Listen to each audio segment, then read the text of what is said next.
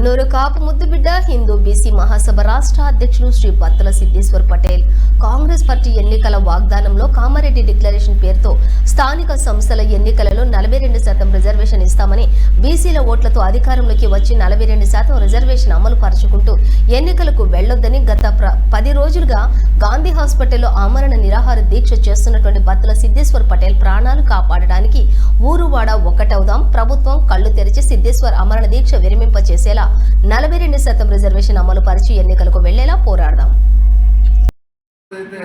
Kamareddy declaration ద్వారా బీసీలకు 42% reservation చేస్తామని ప్రకటించి ఈరోజు అవి ప్రకటించకుండా ఎన్నికలు పోతుండ్రు అనే ఉద్దేశంతో బత్తుల సిద్ధేశ్వర్ పటేల్ గారు గత 10 రోజులుగా నిరాహార దీక్ష చేస్తూ ప్రాణాపాయ స్థితిలో ప్రాణం కొట్టుమిట్టాడుతున్నా బీసీల గురించి నా ఆత్మార్పణ చేయడానికని సిద్ధమని సిద్ధేశ్వర్ అంటుంటే నిజంగా మా కళ్ళల్లో నీళ్లు తిరుగుతూ ఉన్నాయి, సుళ్ళు తిరుగుతూ ఉన్నాయి.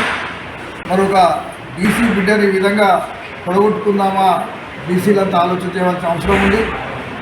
ఏదైతే ఈరోజు రాజ్యాధికారంలో మా వాటా ఎంత, మేమెంతో మా వాటా అంత కావాలని మాటలకే పరిమితం కాకుండా భక్తుల సిద్ధేశ్వర్ ప్రాణాలు కాపాడుకోవాలంటే మనం అందరం కలిసికట్టుగా మరి ఈ ప్రభుత్వాన్ని హెచ్చరించవలసిన అవసరం ఉంటుంది.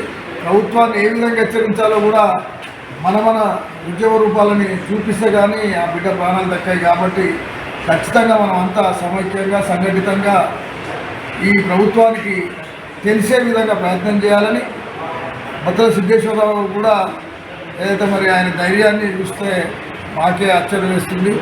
ఏదైనా బిడ్డ ప్రాణాలు కాపాడాలని ప్రభుత్వాన్ని హెచ్చరిస్తూ ప్రభుత్వం తగిన చర్యలు తీసుకొని వారిని దీక్ష విరమణ చేయాలని సందర్భంలో కోరుతా ఉన్నాం.